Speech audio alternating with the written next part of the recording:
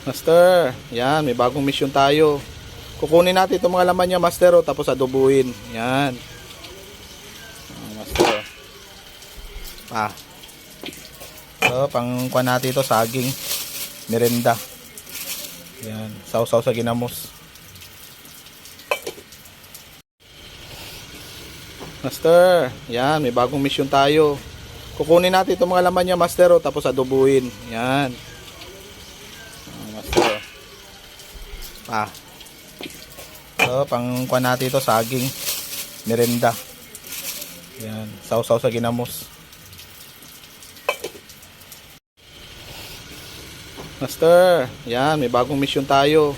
Kukunin natin itong mga laman niya, Master, tapos adobuhin. Yan. Master.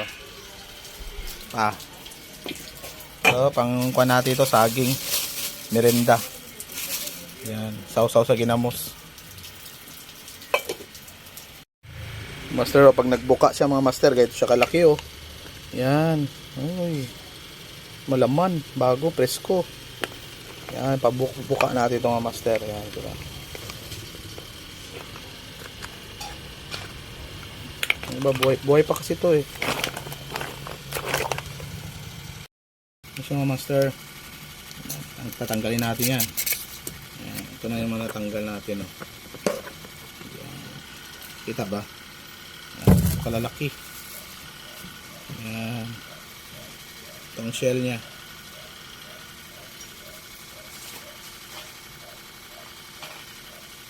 Adobohin natin itong mayang gabi mga Master. Kasi pag hindi mo ito siya lilisan, ayan yung mga parang balas-balas pa siya.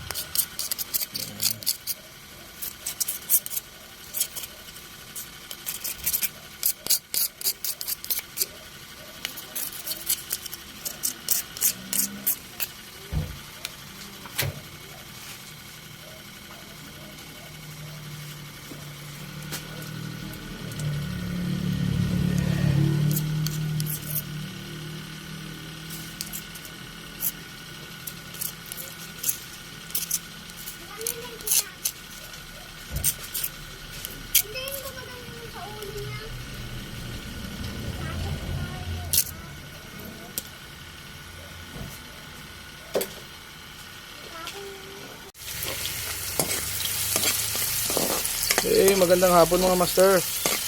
Yan, gisa tayo ng lamas. Luya at bawang. Yan, uling ang gamit natin mga Master.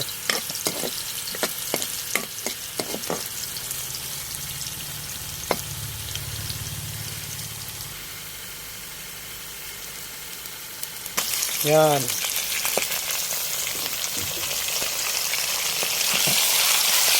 Alam nyo ano to? Yung mga tuway. Kabibi. Ito na yung binalatan natin kanina. Tinanggal natin sa shell nya.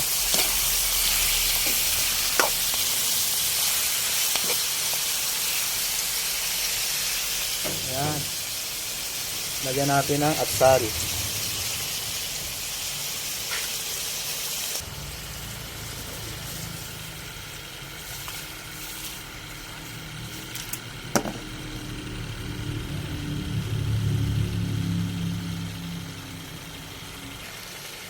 Yung toyo. Tansya lang.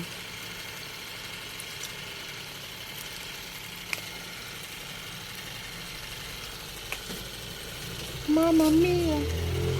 Here we go again. Adobong tuway o kabibi.